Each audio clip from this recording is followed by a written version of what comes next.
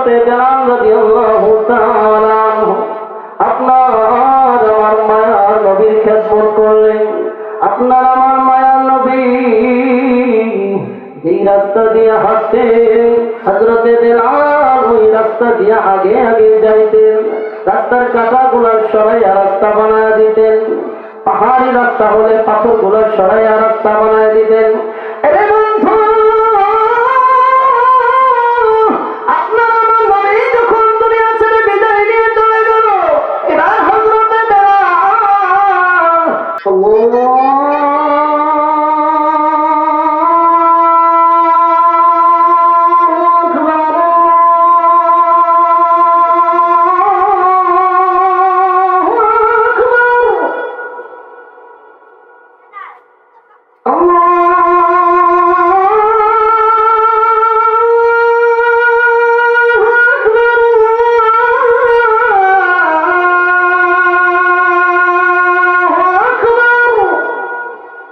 দিলের মধ্যে ধাক্কা লাগে কি লাগে না? এই আযান কেন এমন কিছু নামাজ পড়া এই দুনিয়ার জমিনে রয়েছে যাদের কাছে আযানের আওয়াজও ভালো লাগে। এটা হলো মক্কা শরীফের সুর।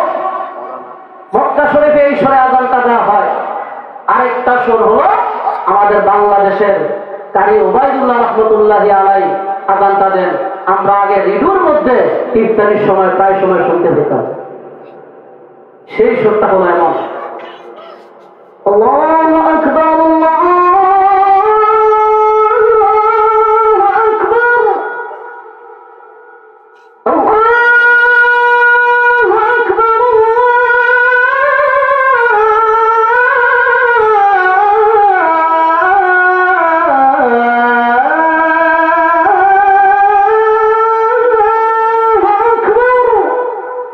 শুনছেন কি শুনছেন না? কলিজার মধ্যে গিয়া লাগে। হৃদয় উজাড় করে আমি ভালোবাসি তোমায়, ভালোবাসি তোমায়। থাকবে কত আর দূরে দূরে তুমি আমাকে ছেড়ে, থাকবে কত আর দূরে দূরে তুমি আমাকে ছেড়ে। শান্ত করো এই মনটা আমার, শান্ত করো এই মনটা আমার, দিদার দিয়ে আমার হৃদয় উজাড় করে আমি ভালোবাসি তোমায়, ভালোবাসি তোমায়। আমি আজকে জুমার নামাজে বলেছিলাম যে বাউলদের একটা গ্রুপ, তারা তাদের সারা জীবন কোরআনকে নিয়ে তারা কটূক্তি করেছে, রাসূলের বিভিন্ন সুন্নাত নিয়ে তারা কটূক্তি করে যাচ্ছে, ইসলামের বিভিন্ন ফরজ বিধানকে নিয়ে তারা কটূক্তি করে যাচ্ছে। কখনো নামাজকে নিয়ে কটূক্তি করে, কখনো রোজাকে নিয়ে কটূক্তি করে, কখনো আপনার আমার কলিজার টুকরা বিশ্ব নবীকে নিয়ে কটূক্তি করে, এখন সরাসরি আল্লাহকে নিয়ে কটূক্তি করা শুরু করেছে। সেই ব্যক্তির পক্ষেও একটা দল, মুসলমান একটা দল মাঠে ময়দানে নেমেছে সেই ব্যক্তির মুক্তি কামনায়। কোন জামানা আমরা এসে পড়েছি? এই যে আবুল সরকার বাউল, সে বাউল শিল্পীর বিশাল বড় একজন শিল্পী, তাকে মহারাজ বলা হয়। তাহলে বাউল শিল্পীর মহারাজের বক্তব্য যদি এমন হয়, আল্লাহর বেলে মুখ কোনটা গোয়া কোনটা হয় বলে বুঝা হয়। এমন কথা বলার পরে এই লোকটাকে তো লক্ষ লক্ষ মানুষের সামনে তাকে ফাঁসি দেওয়ার দরকার। ওই জায়গায় ওই লোকটার পক্ষে মুসলমানরা, এক শ্রেণীর মুসলমানরা মাঠে ময়দানে নেমেছে তার মুক্তি কামনা করে। আর যারা তার বিরুদ্ধে প্রতিবাদ করেছে, বরং তাদেরকে প্রশাসনের পক্ষ থেকে হুঁশিয়ারি জানানো হয়েছে, যারা প্রতিবাদ করেছে তাদেরকে নাকি গ্রেফতার করা হবে। কোন দেশে আমরা বসবাস করি। আলহামদুলিল্লাহ আলহামদুলিল্লাহিল আকরাম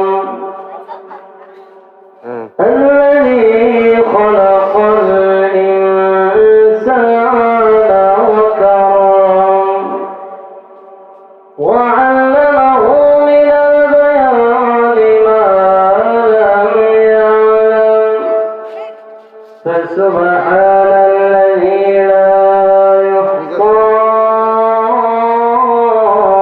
امتنانه باللسان ولا بالقلم ونشهد أن لا إله إلا الله وحده لا شريك له ونشهد أن سيدنا وسندنا وحبيبنا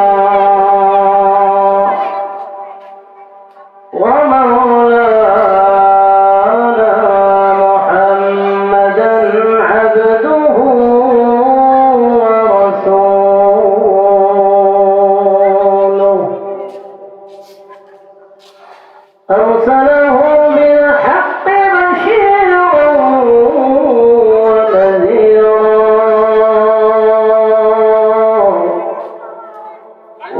وداعيا إلى الله بإذنه سراجا وقمرا منيرا أما بعد فأعوذ بالله من الشيطان الرجيم بسم الله الرحمن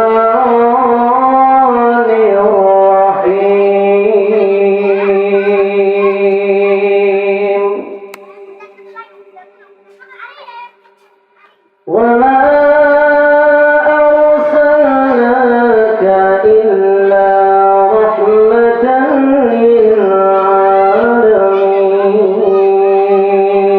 للعالمين قال النبي صلى الله عليه وسلم من أحب سنتي فقد أحبني ومن أحبني كان معي في الجنة أو كما قال عليه الصلاة والسلام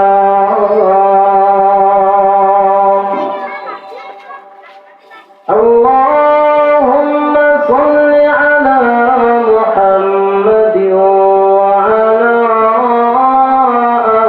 آل محمد كما صليت على إبراهيم وعلى آل إبراهيم إنك حميد مجيد اللهم بارك على محمد وعلى آل محمد كما باركت على إبراهيم وعلى آل إبراهيم إنك حميد مجيد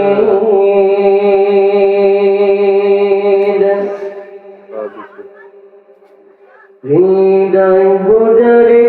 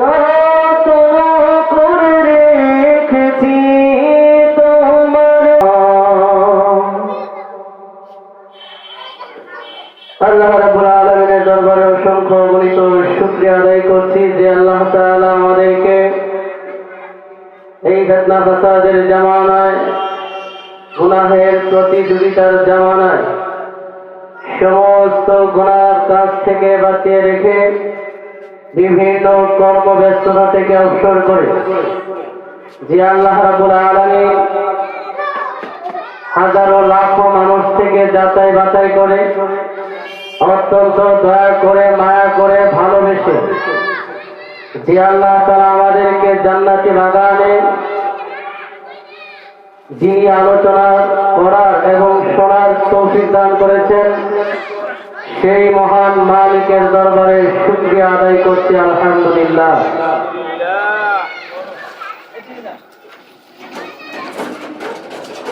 ভূমিকম্প যা হয়, এই যে লাগাতার ভূমিকম্প হচ্ছে, আমার মনে হয় এর মধ্যে আরেকটা কারণ হইল এই যে ওয়াজের মানুষ কোরআন হাদিসের আলোচনা হচ্ছে, আমাদের যেই মূল জগৎ, যেই জগতে মৃত্যুর মাধ্যমে আমাদেরকে যেতে হবে, পরকালে আমাদের জন্য আল্লাহ রাব্বুল আলামিন চিরস্থায়ী জান্নাত এবং জাহান্নাম তৈরি করে রেখেছে। সেই চিরস্থায়ী জাহান্নাম থেকে বেঁচে জান্নাতে আমরা কিভাবে যেতে পারবো, সেই দিক নির্দেশনা, সেই বিষয়ে কোরআন ও হাদিসের আলোকে বয়ান হচ্ছে, অথচ বাতিলে মানুষ নাই। তবে আমাদের গ্রামের একটা সিস্টেম হলো, এসার উপর থেকে আস্তে আস্তে খাওয়া দাওয়া করে মানুষ আসা শুরু হয়। তাহলে আমাদের গ্রামের একটা সিস্টেম, মানুষ আস্তে আস্তে আসা শুরু হয়েছে আলহামদুলিল্লাহ। সেজন্য আমি আবারও উদারত আহ্বান জানাবো, আমরা অতি দ্রুত চলে আসি ইনশাআল্লাহ। মাগরিবের পর থেকে ধারাবাহিকভাবে আলোচনা হবে, সেজন্য আমরা দ্রুত চলে আসি। আল্লাহ তৌফিক দান করুন, আমিন। প্রিয় উপস্থিতি, যেই হারে ভূমিকম্প হচ্ছে,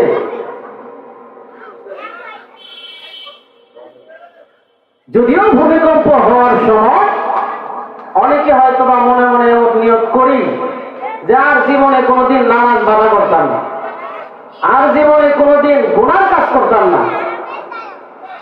যেই কিয়ামতের আলামত দেখলাম, যেইভাবে দুনিয়া নড়াচড়া শুরু করে দেয়, বিল্ডিং ভাঙা ভাঙা পড়ে যায়, আরে আর নামাজ বাধা করা যাবে না।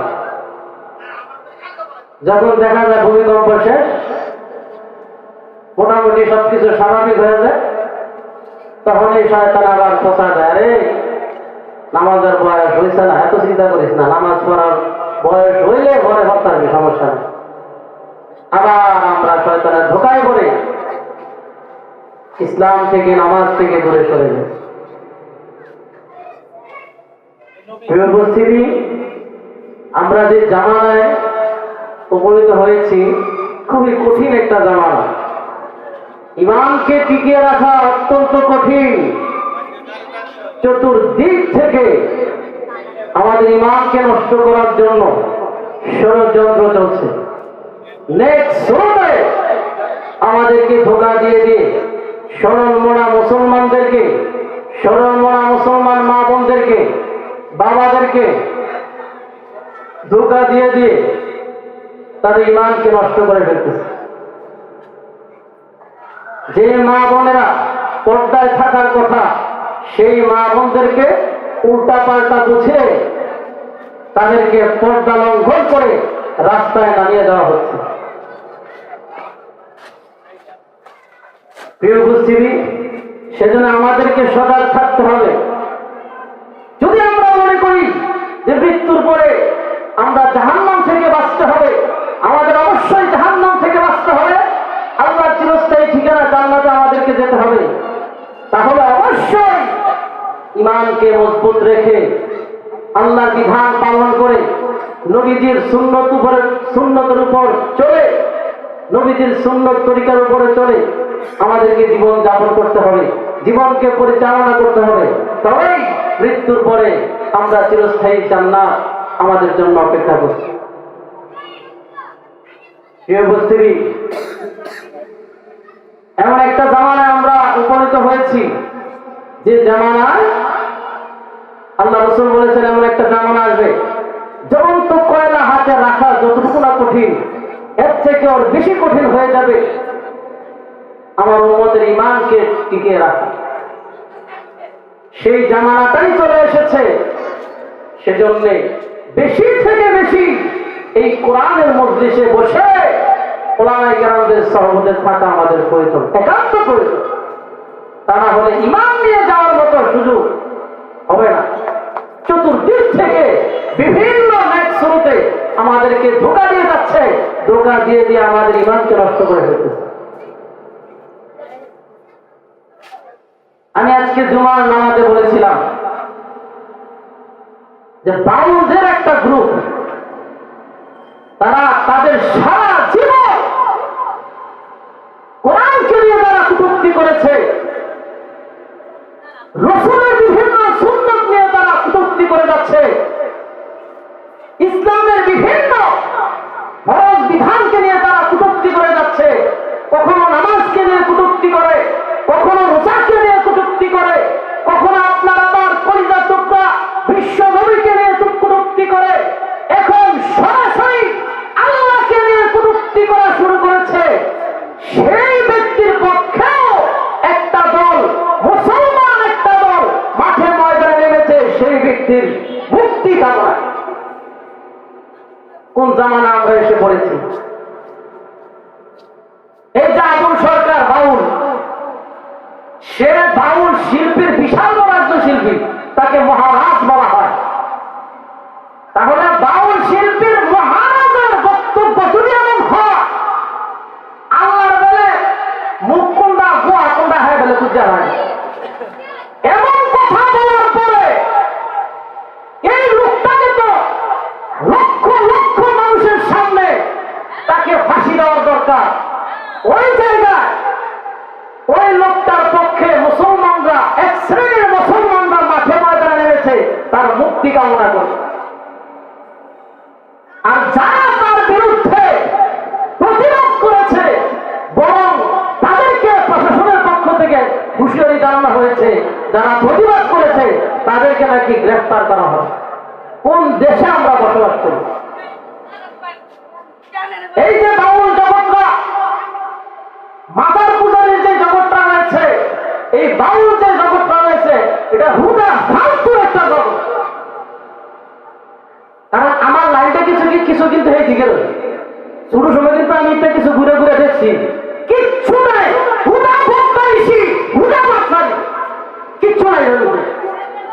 আর যারা বাউল শিল্পী, যারা ইসলামে বিন্দু পরিমাণ তাদের কোনো নলেজ নাই, বিন্দু পরিমাণ ইসলাম সম্পর্কে তাদের কোনো ধারণা নাই, শুধু বাংলা কিছু কিছু বই পড়া, ওই আব্দুল কাদের জিলানী কোন নদীর মধ্যে কি করছিল, কোন নবী কোন নদীর মধ্যে কি করছিল, কোন সাহাবী কোন গাছের তলে যায় কি করছিল, খুশিরা ওই খুঁটিনাটি কিছু কিছু কথা বার করা তারা বাংলা বইগুলো হইয়া আয়াত যে পড়ে, আল্লাহ একটা লাইন আয়াত পড়লে 10,000 ভুল হয়। একটা লাইন আয়াত যদি আরবি শব্দ যদি তেলাওয়াত করে, একটা লাইনের মধ্যে 10,000 ভুল হয়। এটা তো আমরাও জানি। বাংলা বই পড়া পড়া মুসলমানদেরকে ধোঁকা দিয়ে হারা এমন কিছু খুঁটিনাটি জিনিস করে, যেই জিনিসগুলো জানলেও কোনো লাভ নাই, না জানলেও কোনো লাভ নাই। কোন সাহাবী কোন নদীর মধ্যে যায় কি করছে না করছে এটা জানা দরকার আছে। আল্লাহ আমাদের উপর নামাজ ফরজ করেছেন, 5 ওয়াক্ত নামাজ আমাদেরকে পড়তে হবে। নবী করিম সাল্লাল্লাহু আলাইহি সাল্লাম যেইভাবে আমাদেরকে আল্লাহর বিধান পালন করার জন্য প্র্যাকটিক্যালি দেখিয়ে গেছেন, ওইভাবে আল্লাহর বিধানগুলো আমাদেরকে নবীর সুন্নাত অনুসারে সেই বিধানগুলো পালন করতে হবে। তারা খুঁটিনাটি কিছু জিনিস, নিখুঁত কিছু খুঁটিনাটি জিনিস যেগুলা জানলেও কোনো লাভ নাই, না জানলেও কোনো লাভ নাই। ওই খুঁটিনাটি জিনিসগুলা তারা বাংলা বই পড়া, বিভিন্ন জায়গা থেকে সাহাবায়ে কেরামদের ইতিহাস পড়া, তারা আরবি তো পড়ার কোনো যোগ্যতাই নাই, বাংলা বইগুলো পড়া হারা কয় অমুক সাহাবী অমুক এক গাছের নিচে ইমুকের ঘটনা করছিল, এটা কোন গাছের নিচে এবং কোন সময়, এটা আমার সাথে শিল্পীকে আমি প্রশ্ন রাখলাম। এই সমস্ত কথা হারা কয়। আমরা কিছু মুসলমান মা বোনের আছে, বাবার আছে, ও মায়া মায়া মায়া মায়া ভু কি কইছে দেখ শুনি। আরে মোল্লা এত খুঁজে পারবো কই? মোল্লা খালি সুরা হাতে সুরা হামদু আর খালি রাসত্ব মসজিদ নামাজ পড়াই, তুই তো মোল্লার বুঝা, মোল্লার বুঝে কয় কি কয় না, কয় কি কয় না কয়। অথচ আপনি লক্ষ্য করে দেখবেন, আমি এই জগৎটা মোটামুটি ঘুরে দেখছি, যখন ঘুরে দেখছি তখন আমি বুঝি না যেমন না, এটার মধ্যে হুদা ইসলাম সম্পর্কে বৃত্ত পরিমাণ বাউলদের কোন ধারণা নাই। তারা কখনো কোরআন হাদিস পড়ে জীবনে কোনদিন কোরআন হাদিস পড়ে তারা যোগ্যতা অর্জন করে নাই, কোরআন হাদিস কখনো তারা করতে পারে না।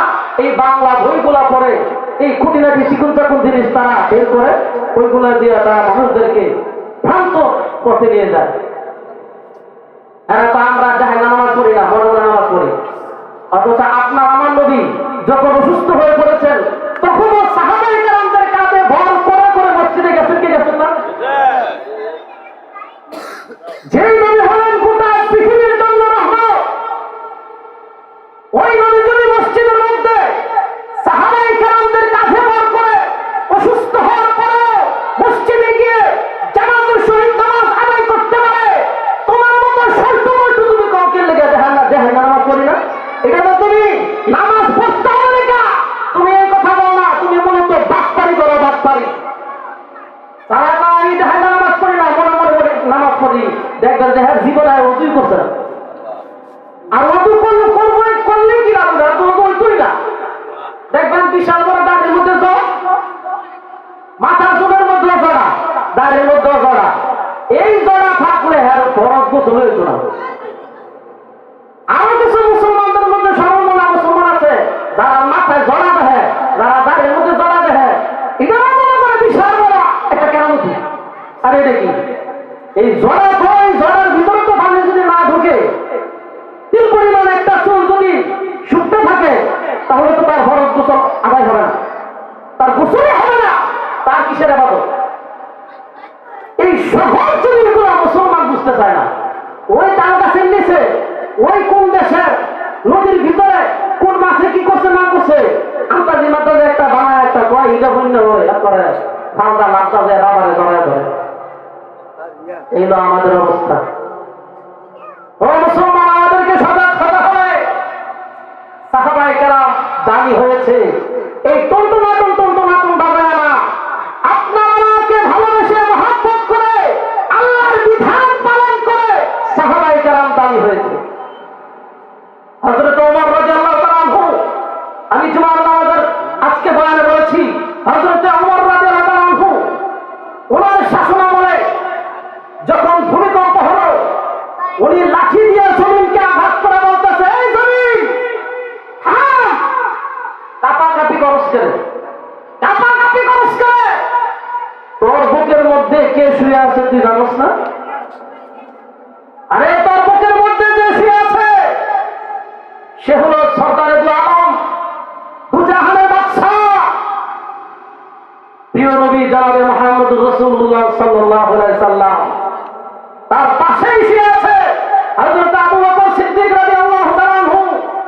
এই জমিন বেয়াদবি করবি না, রাসূলের সঙ্গে বেয়াদবি করবি না, সাবধান, তুই থেমে যা, কাঁপাকাঁপি করবি না। সাথে সাথে ভূমিকম্প বন্ধ হয়ে গেল, সাথে সাথে জমি স্থির হয়ে গেল। এই যে জমি স্থির হয়েছে, গোটা বিশ্বে ভূমিকম্প হবে। আল্লাহ রাসূল বলেন মদিনায় কিয়ামতের আগ পর্যন্ত কখনো আর ভূমিকম্প হবে না। এই যে ওমর রাদিয়াল্লাহু তাআলা আনহু জমিন নিষেধ করে দিয়েছে কাঁপাকাঁপি করতে, রাসূল এই জমিনের বুকে শুয়ে আছে। এই যে বলছেন, এই কথাটার কারণে কিয়ামত পর্যন্ত মদিনার ভূমিকম্প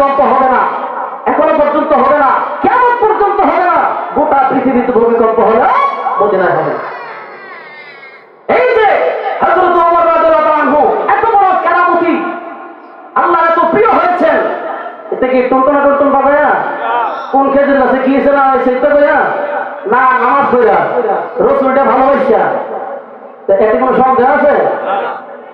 সুতরাং বর্তমান যারা বাউল সমাজ আছে, আপনারা দেখবেন যারা বাউলদের কাছে যায় এরা কি আল্লাহ হয় না গাঁজা ঘোরে?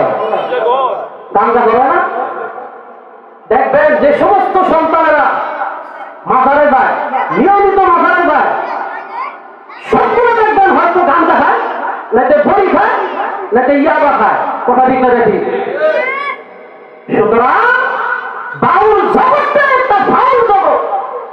কোন ব্যক্তি যদি ইমান নিয়ে কবরে যেতে চায় তাহলে এই বাউল থেকে বিরত থাকতে হবে, এই বাউল থেকে, এই বাউল সম্প্রদায় থেকে বেঁচে থাকতে হবে।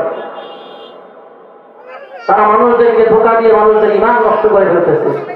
সাহাবায়ে কেরাম আপনার আমার নবীকে ভালোবেসে, আপনার আমার নবীকে মহব্বত করে, আল্লাহর বিধান পালন করে আল্লাহর প্রিয় বান্দা হয়েছে। কোন সাহাবী এইভাবে বেড়ি বেড়া একসাথে মিল্লা টোটনা টোটো কাঁদেছে।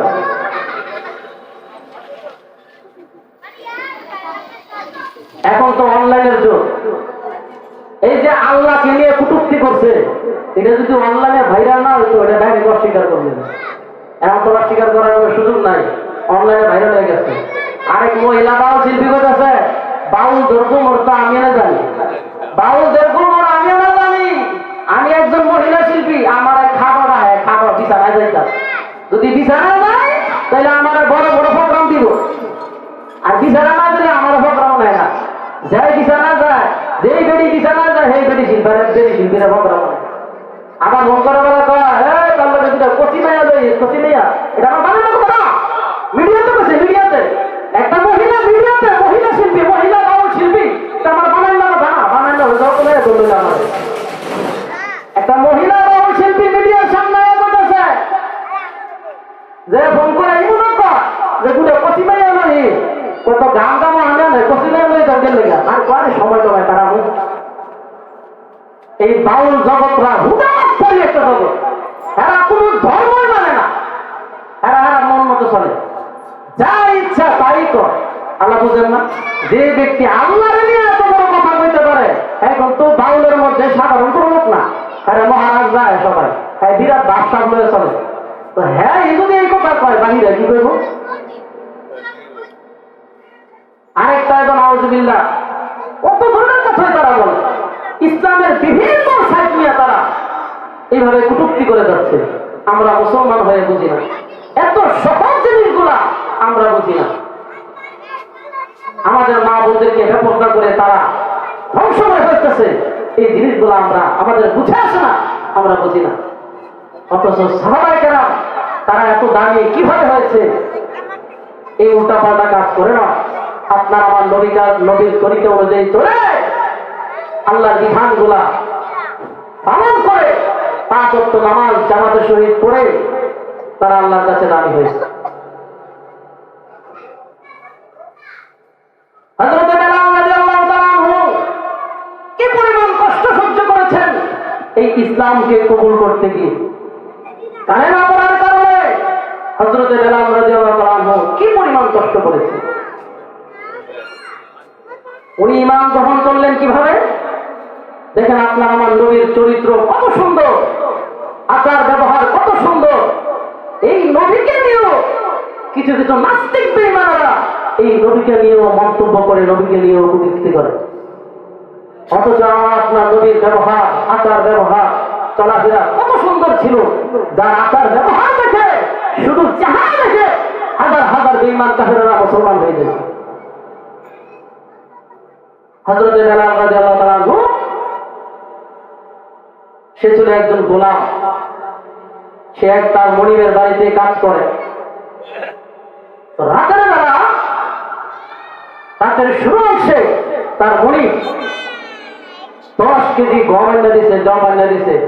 এই গোলারে সারা রাত্রে পিসা, কাপড়ের বড় টাকা দিয়া পিসা এগুলা সাথু বানাইছে, সাথু। ঘটনাক্রমে বেলাল রাদিয়াল্লাহু তাআলা আনহু ছিল ওই দিন অসুস্থ। মুসলমান ভাইরা আমার কথাগুলো দিলে কান লাগায় শুনবেন। রে বন্ধু,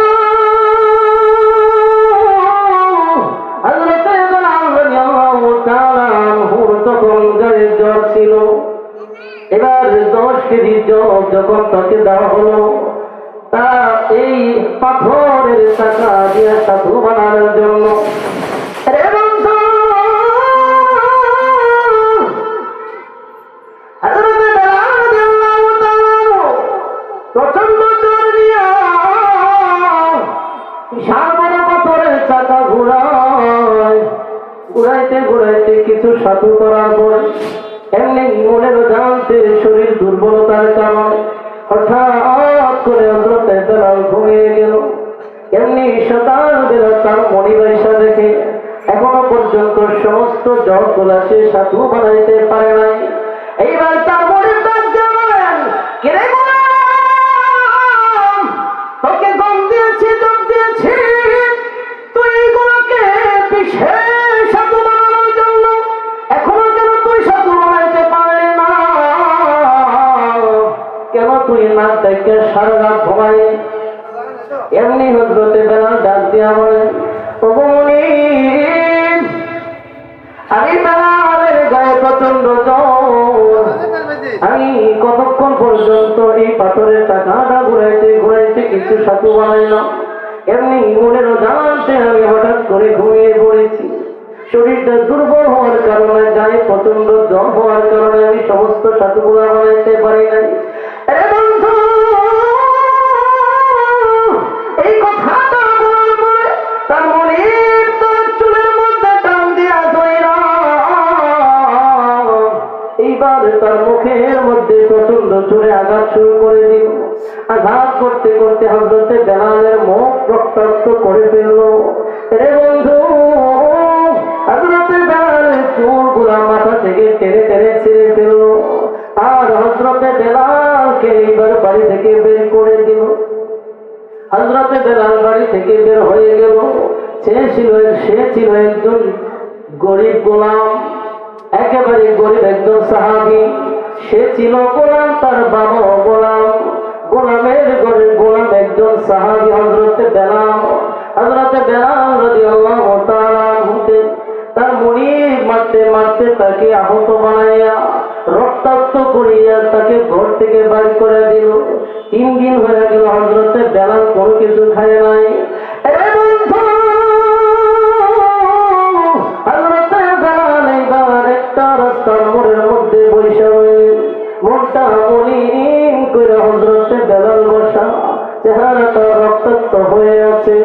রে বন্ধু, কত মানুষ বেলালের সামনে দিয়া যায়, সকলেই জিজ্ঞেস করে, কি ভাই তোমার কি হয়েছে?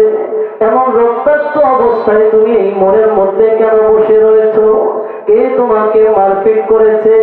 এইবার হযরতে বেলাল ডাক দিয়ে বলে, আমার মুনির আমাকে কিছু জব দিয়েছিল, ওই জবগুলো বিষার জন্য আমি অসুস্থতার কারণে বুঝতে পারি না, এই জন্য আমার মুনির আমাকে এইভাবে আঘাত করেছে। আমি বেলালকে রক্তাক্ত করে ফেলেছি, আমি বেলালের চুলগুলো টেনে টেনে ছিঁড়ে ফেলেছি। রে বন্ধু, হযরতে বেলাল এখনো পর্যন্ত প্রচন্ড গায়ে জ্বর নিয়ে রাস্তার মোড়ে বসা। মানুষগুলা তার দুঃখগুলো শুনে শুনে চলে যায়, কেউ তাকে কোনো ধরনের সহযোগিতা করে না। আমার এইবার হযরতে রাসূলুল্লাহ সাল্লাল্লাহু আলাইহি সাল্লাম এই রাস্তা দিয়ে আসতেছিলেন। এমনি বেলাল তাকায়া দেখে একজন ব্যক্তি তার দিকে আগায় আসতেছে। যেই ব্যক্তির চেহারা চন্দ্রের মতো ঝলমল ঝলমল করে।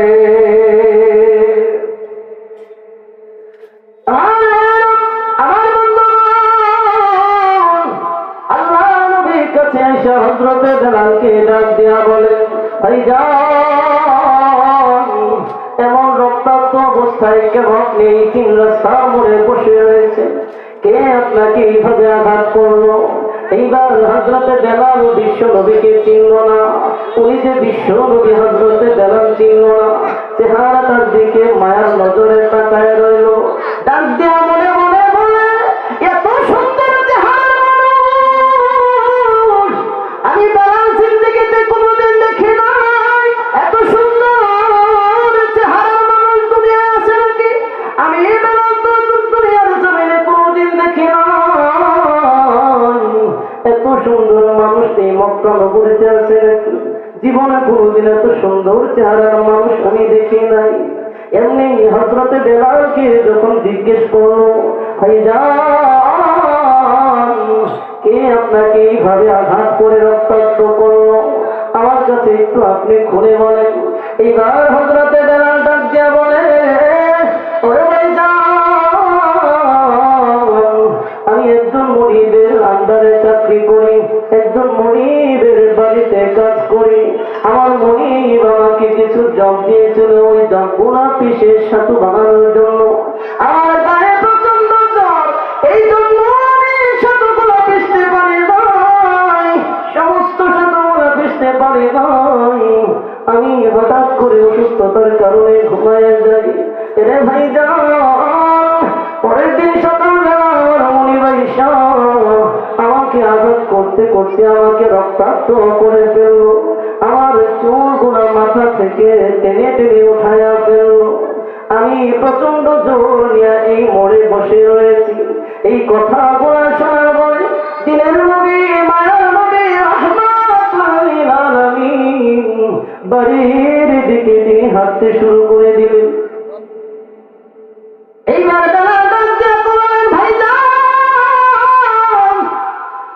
আপনি অত পয়সা পয়সা আমার দুঃখ কষ্ট শুনলেন, কিন্তু আপনি তো মানুষের মতো দুঃখ কষ্ট গুলা শুননা শুননা অন্য অন্য মানুষের মতো আপনিও তো এতক্ষণ যাবত আমার দুঃখ কষ্ট গুলা শুনলেন। এবার আপনিও তো চলে যাচ্ছেন, কোনো কথা বলতেছেন না, ঘটনা কি কোনো কিছু বলেন না, আমাকে একটু সহযোগিতা কি করবেন না? 3 দিন যাবত আমি বেলাল করে কিছু খাই নাই। বিশ্বনবী মনে মনে ভাবতেছেন, আরে 3 দিন যাবত যে লোকটা খায় নাই তার সবচাইতে বেশি প্রয়োজন এখন খাবার। বিশ্বনবী কোনো কিছু না বলে বাড়ির দিকে রওনা হয়ে গেলে বাড়ি থেকে তার জন্য খাবার আনার জন্য। মুসলমান ভাইরা আমার, এইবার দিনের নবী রাহমাতুল লিল আলামিন তার ঘরের মধ্যে ঢুইকা হযরত আয়েশা সিদ্দিকার ঘরের মধ্যে ঢুইকা হযরত আয়েশাকে ডাক দিয়া বলেন, আয়েশা আর দেরি করিস না, ঘরের মধ্যে কি আছে জলদি করে দে, ঘরের মধ্যে কোন খাবার আছে জলদি করে দে। রে আয়েশা আর দেরি করিস না, হাতে সময় নাই, জলদি করে কিছু খাবার আমার হাতে দাও। এমনি হযরত আয়েশা সিদ্দিকা রাদিয়াল্লাহু তাআলা ডাক দিয়া বলেন, ও নবীজি 3 দিন যাবত আমাদের ঘরে চুলায় কোনো আগুন নাই। পাশের বাড়ি থেকে একজন 1 পেয়ালা দুধ আমাদেরকে দিয়েছে, আর কয়েকটা খেজুর দিয়েছে। ওই দুধগুলা থেকে প্রত্যেকটা দুধ আমি আয়েশা খেয়েছি, কয়েকটা খেজুর আমি খেয়েছি, বাকি দুধ আর খেজুর গুলো আমি আপনার হাতে তুলে দিলাম, নেন আপনি দুধ আর খেজুর গুলা খেয়ে নেন। এমনি বিশ্ব নবী ডাক দিয়ে বলেন, আয়েশা রে আমি খাবো না, আমি বিশ্ব নবী এই দুধগুলা খাবো না, এই খেজুর গুলো আমি বিশ্ব নবী খাবো না। যদিও আমি বিশ্ব নবী ক্ষুধার্ত, এরপরেও আমি বিশ্ব নবী গোলা খাবো না। রাস্তার মধ্যে দেখলাম একজন গোলাম 3 দিন যাবত কোনো কিছু খায় না, রক্তাক্ত অবস্থায় রাস্তার মোড়ে বসে রয়েছে, তার গায়ের মধ্যে প্রচন্ড জ্বর। খাবার গুলা দাও। হযরত রাসূলুল্লাহ সাল্লাল্লাহু আলাইহি ওয়াসাল্লাম হযরত আয়েশার হাত থেকে দুধ আর খেজুর গুলা নিয়া এইবার তিনি রওনা হয়ে গেলেন হযরতে বেলাল রাদিয়াল্লাহু তাআলা আনহুর কাছে। হযরতে বেলাল রাদিয়াল্লাহু তাআলা আনহুর কাছে বিশ্বনবী হাজির হইয়া বেলালকে ডাক দিয়া বলে, ভাইজান, এই যে আপনার জন্য একটু দুধ আনলাম, কয়েকটা খেজুর আমি আনলাম, জলদি করে দুধটুকু তুমি খেয়ে নাও, আর এই খেজুর গুলো তুমি খেয়ে নাও। এইবার বিশ্ব নবী তার গায়ের চাদর দিয়া হযরতে বেলালের মুখে রক্ত গুলো তিনি আস্তে আস্তে মুছে দিচ্ছে। মন যদি দিতে হয় নবীকে দিও, আহা মন যদি দিতে হয় নবীকে দিও, তোমার কষ্ট যত না জিনিস হইতে পারে না, তোমার কষ্ট যত না জিনিস হইতে পারে না, আহা ওই নবীজির মহব্বতে দরুদ পড়িও। মন যদি দিতে হয় নবীকে দিও, আহা মন যদি দিতে হয় নবীকে দিও। আর আপনার মায়ের নবী, দিনের নবী, নবী মুহাম্মদুর রাসূলুল্লাহ সাল্লাল্লাহু আলাইহি ওয়াসাল্লাম হযরত রাদিয়াল্লাহু তাআলা আনহুর চেহারা থেকে যখন ওনার চাদর দিয়া রক্ত গুলা মুছে দেয়, এবার বেলাল চোখের পানি ছাইরা বলে, ও ভাইজান, কে তুমি এইভাবে আমাকে আদর করছো? আমি দুনিয়ার জমিনে আসার পরে কেউ আমাকে এইভাবে আদর করে নাই, কেউ আমাকে এইভাবে যত্ন করে নাই। ও ভাইজান, কে আপনি এইভাবে আমাকে আদর করছেন? আমার রক্তাক্ত চেহারাটা আপনার চাদর দিয়ে মুছে দিচ্ছে। এখনো পর্যন্ত বেলাল চিনতে পারে নাই তিনি যে বিশ্ব নবী। আমার ভাইরা, আমার বন্ধুগণ,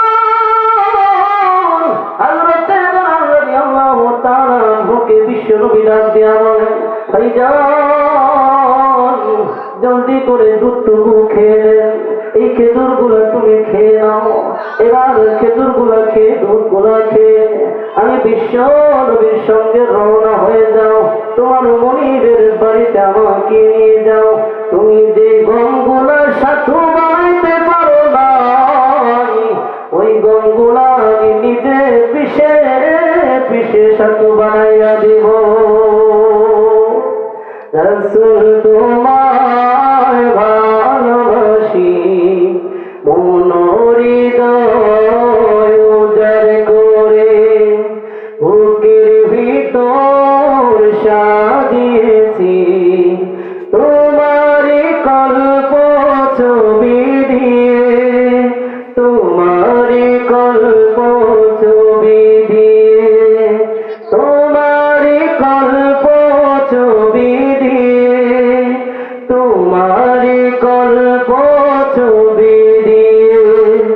সুখে তুমি, দুঃখে তুমি, চোখে তুমি, মুখে তুমি, সুখে তুমি, মুখে তুমি, চোখে তুমি, মুখে তুমি, তুমি আমার প্রাণ পিয়ারা, তাই তো তোমার দিদার চাহি, তাই তো তোমার দিদার চাহি, তাই তো তোমার দিদার চাহি, তাই তো তোমার দিদার চাহি।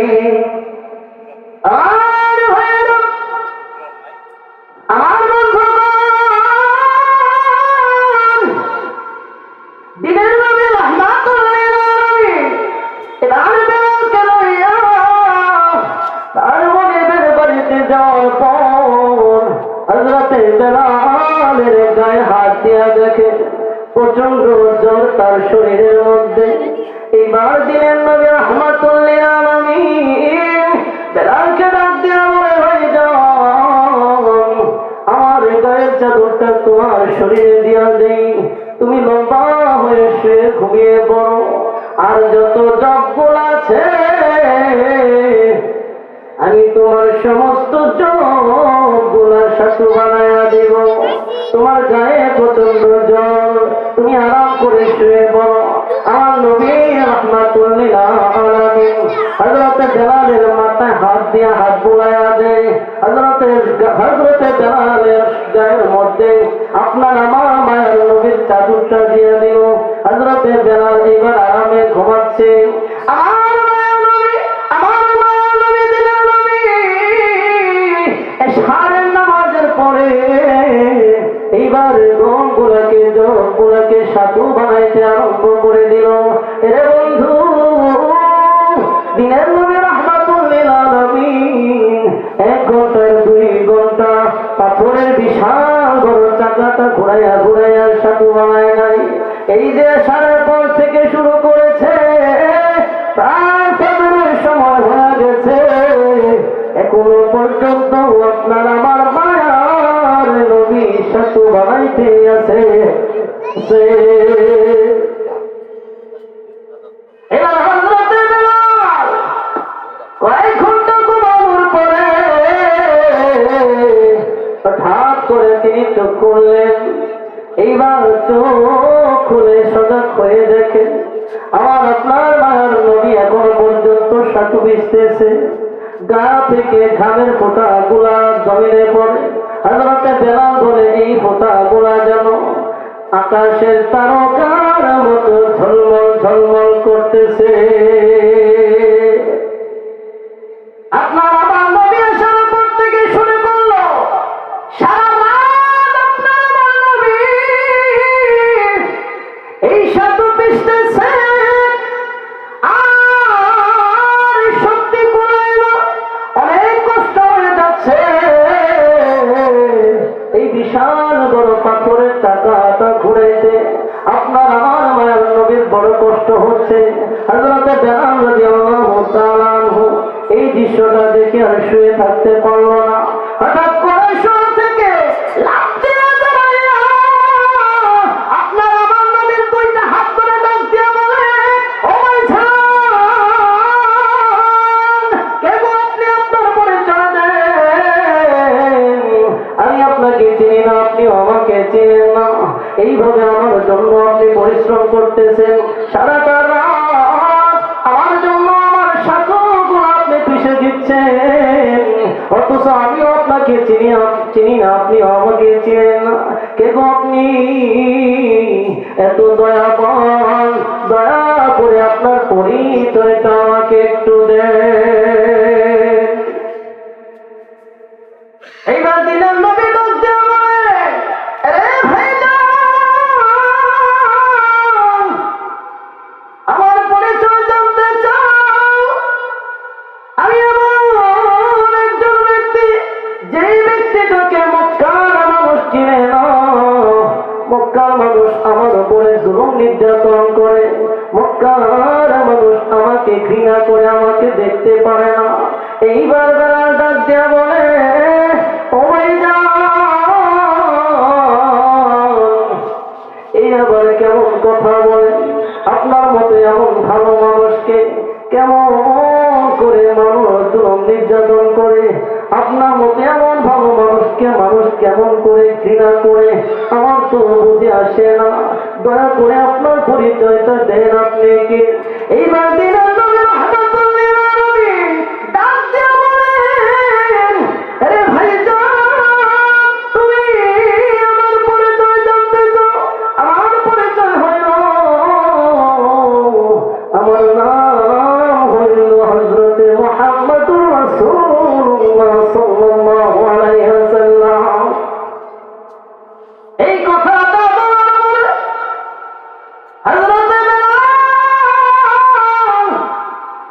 হঠাৎ করে চমকে উঠল, বসা থেকে দাঁড়িয়ে গেল। হযরতে বেলাল বসা থেকে দাঁড়িয়ে যায়, একেবারে চমকে উঠা যায়। আরে দিনের নবী আমার সামনে দাঁড়ানো, কিন্তু আমি বেলাল চিনতে পারি নাই। এইবার বিশ্ব নবীকে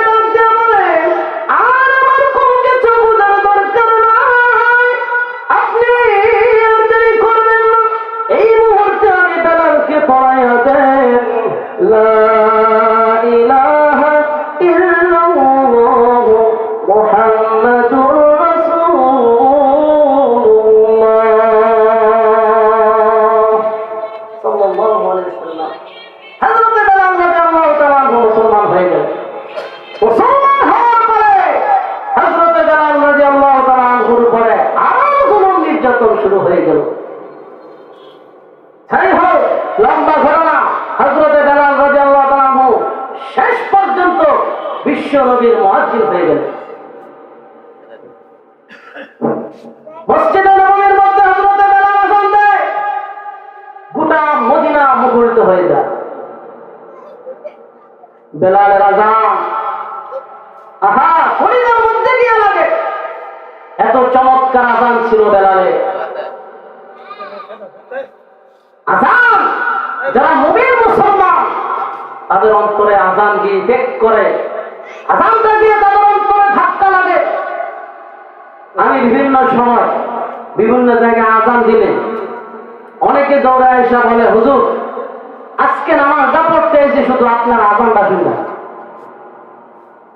এই যে আমি বাজার মসজিদে নামাজ পড়াই, দুইটা সুরে আমি আযান দিই। একটা সুর হইল মক্কা শরীফে যারা হজ করতে যায়, যারা মক্কা শরীফে হজ করতে যায় তারা বুঝে, মক্কা শরীফের সুরে যখন আযান দেয় তারা বুঝতে পারে যে এই আযানটা মক্কা শরীফের মধ্যে এই সুরে আযানটা দেয়। আমাদের মসজিদের সভাপতি সাহেব আসাদ মামা, মামা আপনি যে সময় আযান দেন আমি চোখটা বন্ধ করে আপনার আযানটা শুনি, চোখের পানি ডায়া হবে। বুঝা যায় আমি এখনো সেই বাইতুল্লাহ বসা রয়েছি। আযান মানুষের দিলের মধ্যে এমন একটা ইফেক্ট করে।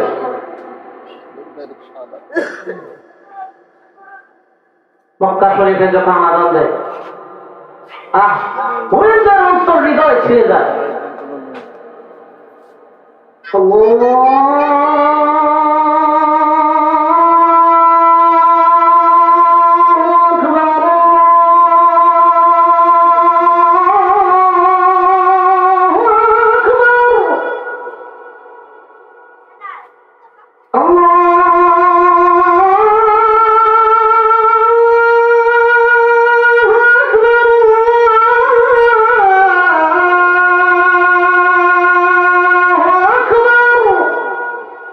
দিলের মধ্যে ধাক্কা লাগে কি লাগে না?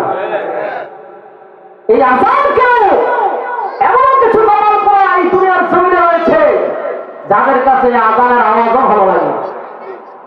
এটা হলো মক্কা শরীফের সুর। মক্কা শরীফে এই সুরে আযানটা দেওয়া হয়। আরেকটা সুর হলো আমাদের বাংলাদেশের কারি ওবায়দুল্লাহ রাহমাতুল্লাহি আলাইহি আযানটা দেন। আমরা আগে রেডিওর মধ্যে ইফতারির সময় প্রায় সময় শুনতে পেতাম। সেই সুরটা হলো এমন, আল্লাহু আকবার আল্লাহু আকবার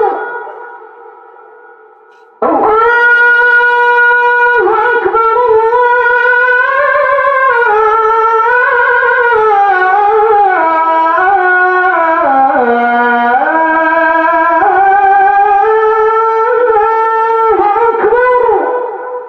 শুনছেন কি শুনছেন না? কলিজার মধ্যে গিয়া লাগে। এমন বহু বিভিন্ন জায়গায় যখন আযান দেয় বলে যে হুজুর নামাজ পড়ার একটু ইচ্ছা ছিল না, আপনার আযানটা শুনলে নামাজ পড়তে।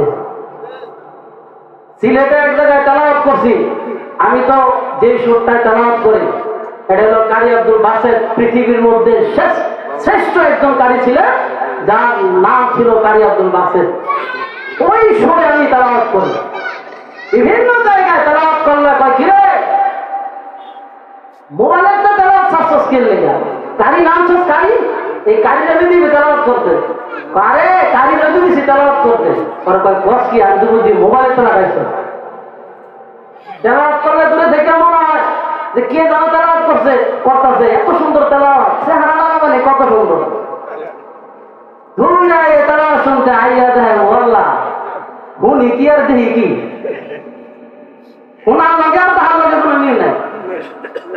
সবে আল্লাহর ইচ্ছা। চেহারা সুন্দর হলে যে গলা সুন্দর হইব এমন কোনো কথা না। আমি যখন নবীনগর পড়ি আমরা এক হুজুর কইতো তো কিরে আমরা ক্লাসে সুন্দর ফর্সা একটা ছেলে ছিল, তোর গলা রাজি হ্যাঁ সৌদ বেশি সুন্দর ফর্সা সুন্দর, তোর গলার আওয়াজ করে মন রাজা শোনো তোর গপ গপ করে।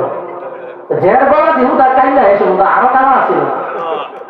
হের গলা দিহুদা কাইলা তোমার সম্ভাষণ নাই, কিন্তু হের গলা খাই মিষ্টি আওয়াজ লাগে। কণ্ঠের সাথে চেহারা নিয়ে থাকতে হবে জরুরি, এগুলো আল্লাহ দান দিবে। কণ্ঠ বানানোরও কোনো জিনিস না, এগুলো আল্লাহর দান জিনিস।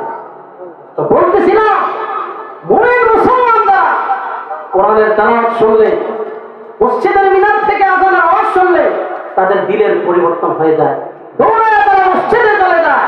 আর যারা আসতেই পারে না, তাদের কাছে এই আযানের আওয়াজ সহ্য হয় না, তাদের কাছে এই কোরআনের তেলাওয়াত সহ্য হয় না। অথচ আপনার আমার নবী যখন তেলাওয়াত করতেন, বেঈমান কাফেররা চোখের পানি ছেড়ে দিয়া কালেমা পড়ে মুসলমান হয়ে যেত।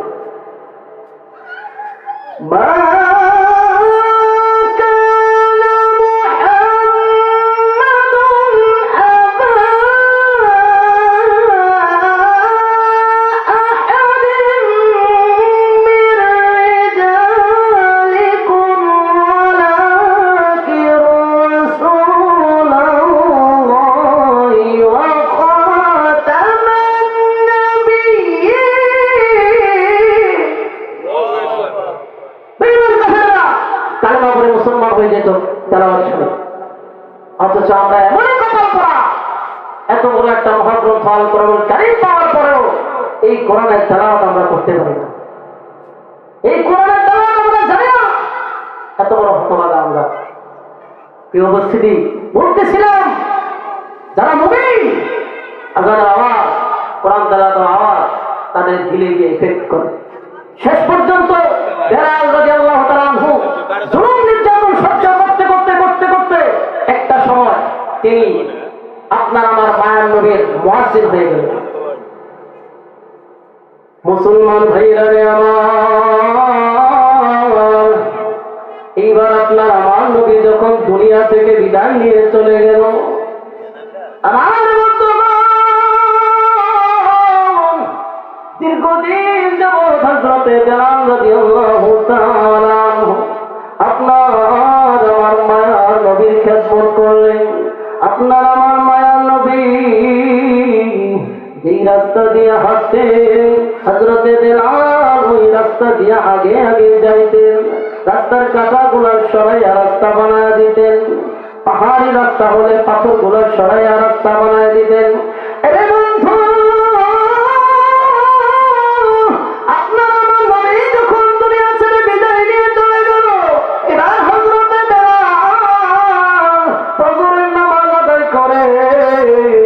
ইমামতি করেন হযরতে আবু বকর সিদ্দিক রাদিয়াল্লাহু তাআলা।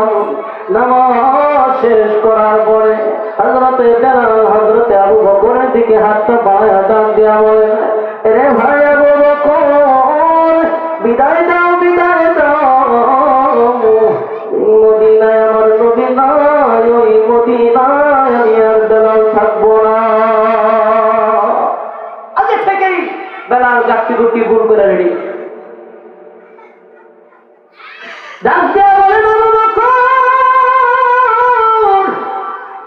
এই মদিনায় আমার নবী নাই, ওই মদিনায় আমি বেলাল থাকবো না, ওই মদিনায় আমি বেলাল থাকবো না। তাও বিদায় দিয়া দাও, আমি বেলাল চলে যাব। এইবার হযরতে আবু বকর ডাক দিয়া বলেন, রে বেলাল, কোথায় যাইবা, কোথায় যাইবা, কেন যাইবা রে বেলাল? আমি আবু বকর যদি এক বেলা খাই, তুমি বেলাল আমি আবু বকরের সাথে এক বেলা খাইবা। আমি আবু বকরের যা খাই তুমি আমার সঙ্গে তাই খাইবা। এবার হযরতে ওসমান ডাক দিয়া বলেন, রে বেলাল, কোথায় যাইবা? আল্লাহ রাব্বুল আলামিন আমি ওসমানকে যথেষ্ট ধন সম্পদ দিয়েছে, তোমাকে কোথাও যেতে হবে না, তোমার যা কিছু প্রয়োজন আমি ওসমান তোমাকে দিয়া দিব।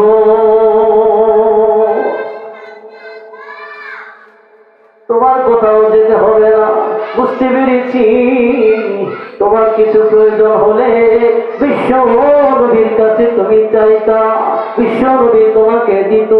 এখন তো বিশ্ব নবী দুনিয়ার জমিয়ে নাই, বিশ্ব নবী দুনিয়া থেকে বিদায় নিয়ে চলে গেছে।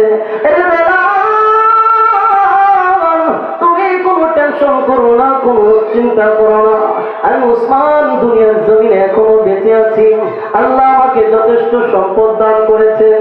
হযরত ওসমান রাদিয়াল্লাহু তাআলা আনহু ছিলেন একজন ধনাঢ্য ব্যক্তি। হযরত ওসমান ডাক দিয়া বলেন, এরে বেলাল, তুমি কোনো টেনশন করবা না, কোনো চিন্তা করবা না, তোমার যা কিছু প্রয়োজন আমি ওসমান তোমাকে দিব। এইবার বেলাল ডাক দিয়া বলেন, ওসমান, তোমরা মনে করেছ আমি খাবারের জন্য এই মদিনা থেকে বিদায় নিয়ে চলে যাব? না রে ওসমান, আমি খাবারের জন্য এই মদিনা থেকে বিদায় নিয়ে চলে যাব না। আমি কিন্তু খাবারের জন্য চিন্তা করি না, টেনশন করি না রে বন্ধু।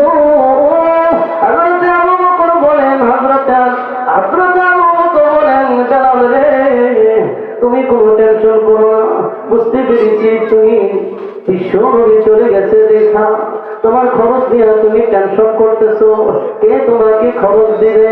তোমার কোনো টেনশন নাই, তোমার ব্যবস্থা আমরা করবো। হযরতে বেলাল ডাক দিয়ে বলে, ভাইজান আবু বকর, আপনারা যা মনে করতেছেন আসলে ঘটনা তা নয়। আমি বেলাল এই মদিনার রাস্তা দিয়ে আর হাঁটতে পারবো না। এই রাস্তা দিয়ে আমার মায়ার নবী হাঁটতো, আর মায়ার নবীর সামনে সামনে আমি বেলাল হাঁটতাম। আমি বেলাল মায়ার নবীর সামনে সামনে যাইয়া রাস্তার কাঁটাগুলো আমি বেলাল দূর করে দিতাম, পরিষ্কার করে দিতাম। পাহাড়ি রাস্তাগুলো দিয়ে যখন আমার মায়ার নবী হাঁটতো, আমি বেলাল ওই পাহাড়ি রাস্তা থেকে পাথরগুলো উঠাইয়া উঠাইয়া আমি বেলাল আমার মায়ের নবীর জন্য রাস্তা বানায় দিতাম। আমার মায়ের নবী যে রাস্তাগুলো দিয়ে হাঁটতো, আমি একা একা ওই রাস্তা দিয়ে আর হাঁটতে পারবো না। আমি ওই রাস্তাগুলো দিয়ে অজ্ঞান হয়ে পড়ে যাবো হাঁটলে। যখন দেখবো আমার মায়ের নবী নাই, এই মদিনার রাস্তা দিয়ে যখন আমি বেলাল হাঁটবো, আর যখন দেখবো আমার মায়ের নবী নাই, আমি বেলাল সহ্য করতে পারবো না, অজ্ঞান হয়ে মদিনার জমিনে পড়ে যাব। আর আমাকে আটকায় রাখো না, আমাকে বিদায় করে দাও, আমাকে বিদায় দিয়ে দাও, আমি বেলাল থাকতে পারবো না, মদিনায় চলে যাও। রে বন্ধু, সাহাবায়ে কেরাম অনেক চেষ্টা করলো, হযরতে বেলাল রাদিয়াল্লাহু তাআলা আনহুকে আর ঠেকায় রাখতে পারলো না। হযরতে বেলাল রাদিয়াল্লাহু তাআলা মদিনা ছেড়ে এবার দূর, বহু দূর চলে গেলেন। সিরিয়া দামেস্কে তিনি চলে গেলেন। ওই সিরিয়া দামেস্কে দীর্ঘদিন যখন তিনি থাকলেন, কমপক্ষে 6 মাসের মতো তিনি যখন থাকলেন, এমনি বিশ্ব নবী একদিন বেলালকে স্বপ্নে যোগে দেখা দিল। বিশ্ব নবী বেলালকে ডাক দিয়ে বলেন, বেলাল,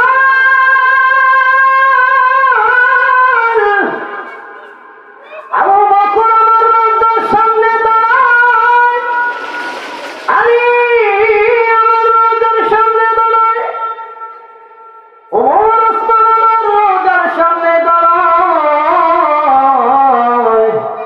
বেলাল রে, তুমি আমার তোর কাছের সাহাবী হইয়া কেমন করে তুমি এত দূরে গিয়া পড়িয়া রইলা? রে বেলাল, কেন তুমি আমি নবীর রওজার সামনে আসো না? কেমন করে আমি নবীকে ভুলে তুমি বেলাল দূরে গিয়া পড়ে রইলা?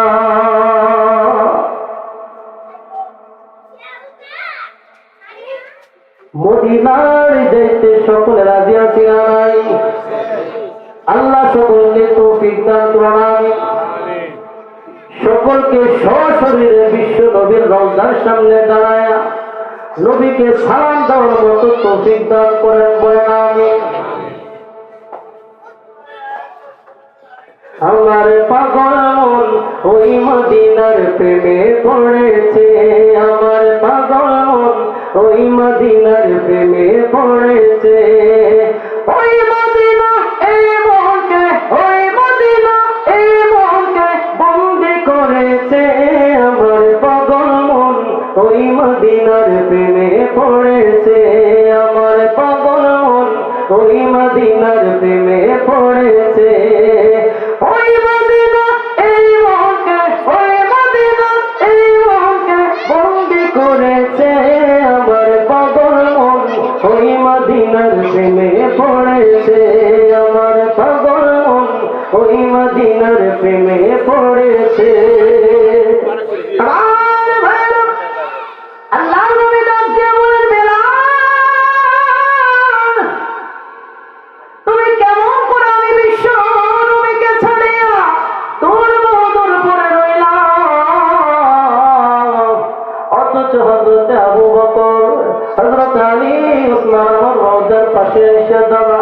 কিন্তু তুমি বেলালকে আমি বিশ্ব নবী আমার রওজার কাছে দেখি না। জলদি করে তুমি আমার রওজার কাছে চলে আসো, আর দেরি করো না রে বেলাল, তুমি আর দেরি করো না, আমি বিশ্ব নবীর রওজার কাছে চলে আসো। এই স্বপ্নটা দেখার পরে হযরত আর দেরি করলেন না, মদিনার উদ্দেশ্যে রওনা হয়ে গেলেন। হযরত আবার যখন মদিনার উদ্দেশ্যে রওনা হয়েছেন, এইবার মদিনায় আসার পরে মদিনার অলি গলি দিয়ে হযরত বেলাল হাঁটে। এই দৃশ্যটা ছোট্ট ছোট্ট মানুষগুলা, ছোট্ট ছোট্ট বাচ্চাগুলা যখন দেখলো হযরত বেলাল মদিনার অলি গলি দিয়ে হাঁটে, ছোট্ট ছোট্ট বাচ্চারা দেখার পরে হযরত বেলালকে দেখার পরে দৌড়ায় বাড়িতে চলে গেল। বাড়িতে গিয়ে মাকে ডাক দিয়ে বলেন, মা তাড়াতাড়ি করিয়া গোসল করাইয়া দাও, তাড়াতাড়ি করে সুন্দর সুন্দর জামা পরাইয়া দাও। ওগো মা, দেখলাম মদিনার অলিতে গলিতে হযরত বেলাল হাঁটাহাঁটি করে, তাহলে তো মনে হয় বিশ্ব নবী মনে হয় আবার মদিনায় চলে এসেছে। হযরত বেলাল বিশ্ব নবী দুনিয়া থেকে বিদায় নিয়ে যাওয়ার পরে হযরত বেলাল চলে গিয়েছিল। আবার যখন বেলাল মদিনায় এসেছে, ওগো মা, তাহলে তো মনে হয় বিশ্ব নবীও আমার মদিনায় চলে এসেছে। জলদি করে আমাকে পাঞ্জাবি পরায় দাও, নতুন জামা পরায় দাও, গোসল করায় দাও, বিশ্ব নবীকে দেখার জন্য যাব। রে বন্ধু, হযরত বেলালকে দেখে সকলেই মনে করেছে আবার মনে হয় বিশ্ব নবী চলে এসেছে। হযরত বেলাল এইবার যখন মসজিদের নববীর মধ্যে গেল,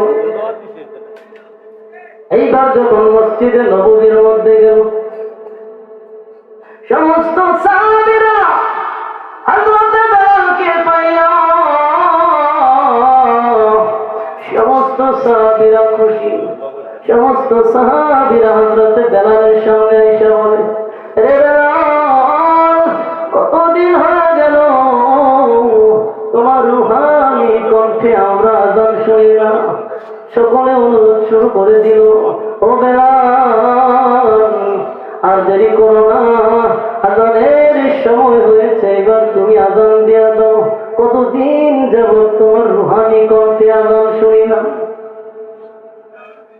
হযরত বেলাল ডাক দিয়ে বলে, রে সাহাবীরা,